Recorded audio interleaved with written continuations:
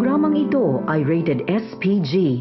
Striktong patnubay at gabay ng magulang ang kailangan. Maaaring may masiselang tema, lengguwahe, karahasan, sexual, horror o droga na hindi angkop sa mga bata.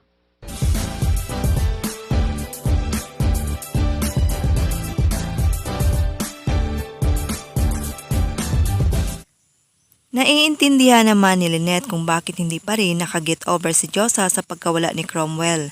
Ayon naman kay Annalyn, huwag umano nila sukuan ng kanyang ninang. Ano kaya kung balikan umano nila ito at sasama umano siya, baka umano makumbinsi niya itong sumama sa kanila. Tatawagan naman ni Carlos si Zoe. Sasabihan niya ito na binablockmail umano siya ni Doc Lindon. Bakit kasi daw hindi niya sinabi na may nakakaalam ng sekreto nila. Napataas ang boses niya at maririnig ito ni Lynette kaya agad niya itong pinuntahan. Magugulat naman si Carlos sa kanyang pagdating. Samantala, pupuntahan ni Doc Lindon si Lynette. Kakausapin niya ito at tatanungin niya kung may alam ba siya sa mga sekreto ni Doc Benitez. Nagtaka naman si Lynette at tinanong ang doktor kung ano ba ang sekreto na kanyang tinutukoy. Mabubunyag na kaya ang sekreto nila Moira, Zoe at Doc Benitez? Malalaman na kaya nila na si Zoe ay hindi anak ni RJ?